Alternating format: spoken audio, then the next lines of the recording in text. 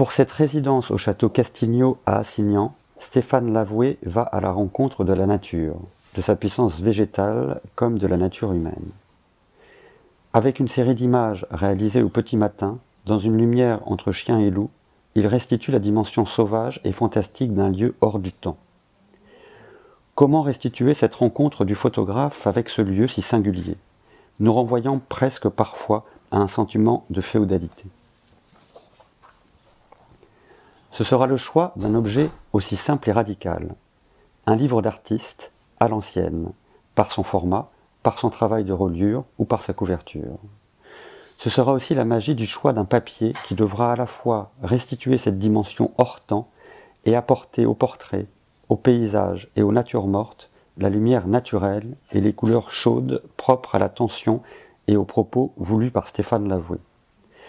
À la fin, c'est le dialogue entre l'artiste, un artisan du laboratoire Picto, et l'atelier Laurel Parker Book qui conduit à une édition originale qui rassemble ce regard sur les terres âpres et magiques du château Castigno.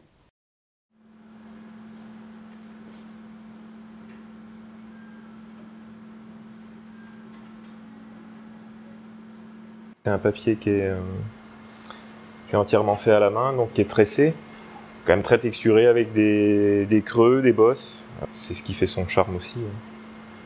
Là, c'est l'occasion de l'utiliser, de le découvrir, donc c'est chouette.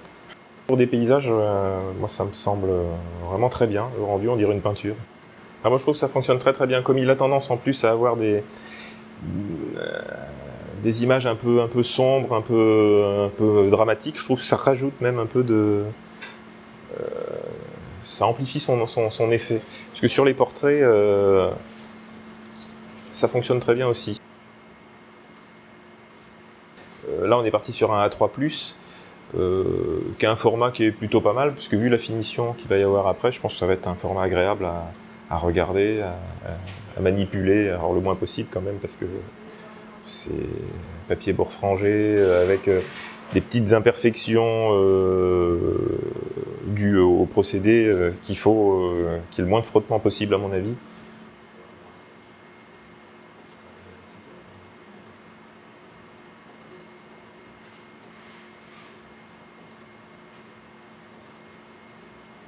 À mon avis, c'est un objet, après, on le regarde et on le touche avec les yeux.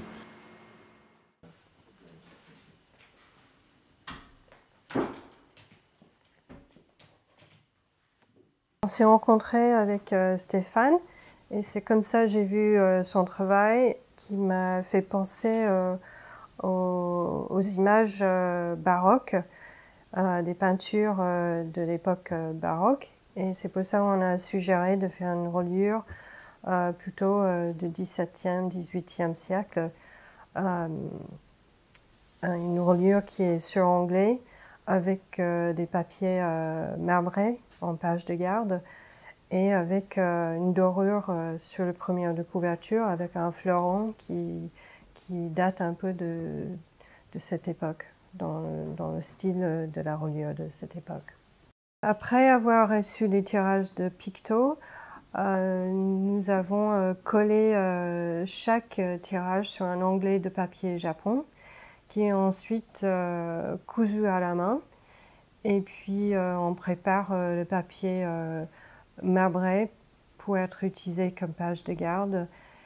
Et on a fabriqué des couvertures avec une toile verte couleur vert chasse. On a choisi des matières qui, comme je disais, qui vont avec ce style, des papiers marbrés, mais avec des couleurs qui vont bien avec les images de Stéphane, des bleus, des verts, qui fait penser à la chasse, à la nature, et qui vont bien avec le papier d'Awagami. C'est une reliure qui est un peu long à fabriquer, parce que chaque tirage est traité d'une manière assez particulière. Le fait de coller un onglet, il y a beaucoup de petites étapes pour que ça soit parfait à la fin, donc tout doit être très précis chaque fois. Le papier d'origami, c'est un plaisir absolu d'avoir travaillé avec ce papier. C'est très beau, c'est fait main, ça donne un rendu à ces images qui est juste exceptionnel. On a fabriqué un fleuron en laiton pour faire le marquage à chaud. Et le marquage à chaud, c'est une des dernières étapes. On fait ça avec notre machine à dorer avec un film or. Le format aussi, c'est un grand format qui aussi, il faut travailler d'une manière assez particulière dans la manipulation des tirages. C'est un format assez grand.